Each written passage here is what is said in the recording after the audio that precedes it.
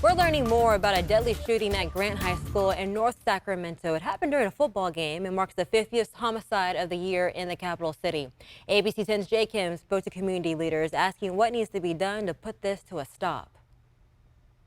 In a statement to ABC 10, the Twin Rivers Unified School District said in part, "We are absolutely devastated by the act of senseless gun violence that occurred Friday night in the parking lot of Grant Union High School, and we send our heartfelt condolences to the family, mourning the loss of a loved one," end quote. Again, this is the 50th homicide of the year in Sacramento. That's not a new trend. Sacramento police responded to the same number of homicides last year. Coming up on ABC 10 Weekend Morning News, Canadian Prime Minister Justin Trudeau putting his foot down, banning a popular weapon. If you're keeping an eye on the time, it's 6:12. Let's take some time to talk about the economy this morning. We're looking at the shifting housing market and the rising number of deals falling through. The U.S. housing market is in reverse. More than 22 million Americans have applied for relief as part of President Joe Biden's student loan forgiveness plan. That plan is being legally challenged by a number of Republican attorney generals. ABC's M. Nguyen explains. Here's what you need to know this morning. The time is 6:15. The Border Patrol Agency released alarming new numbers on migrant arrests at the southwest border. Coming up on ABC 10 Weekend Morning News, a busy sports day here in California, especially in Sacramento. We'll have highlights from UC Davis, the Sacramento Kings, and the Republic FC after the break. Let's talk some sports. It was a busy night in Sacramento yesterday. The Kings, Sacramento Republic FC, and the Sac State football team were all playing some pretty big games. Kevin John is standing by with all the action.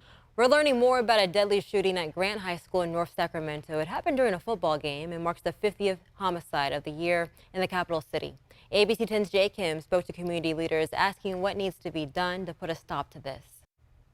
That was our very own Jay Kim reporting. In a statement to ABC 10, the Twin Rivers Unified School District says in part, again, this is the 50th homicide of the year in Sacramento. That's not a new trend. Sacramento police responded to the same number of homicides last year.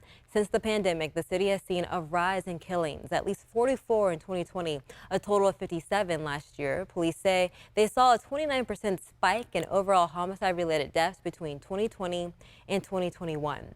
This morning, we are learning more about the death of an East Sacramento man who was killed during a robbery. And an investigation is now underway in San Joaquin County after a crash took the life of one person and injured another near Tracy. Fire crews put out a house fire in South Sacramento that started early Saturday morning. Take a look at this. When crews got to the scene, there are a lot of things the media gets wrong. One of those is the phrase Latino vote. This racial demographic holds high influence in key races that could change the balance of power in this country next month. California is home to a quarter of all eligible Latino voters in the U.S.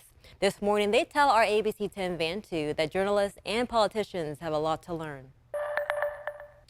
Happening right now, hospitals across much of the country tell ABC News they are seeing a rising number of pediatric cases of RSV, the flu, and other respiratory viruses.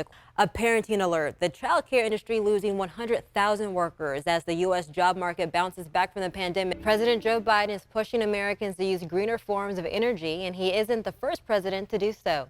Brandon Lewis from our National Verified team looks into a viral claim that President Jimmy Carter installed solar panels during his time in office.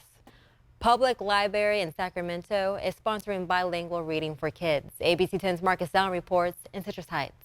Brendan, thank you. And before we go this morning, here's a recap of some of the top stories we have been following this morning. Okay, that's all the time we have for today. Thanks for joining us. Good Morning America is next. We'll be back at 7:27 with another news update. Have a great weekend.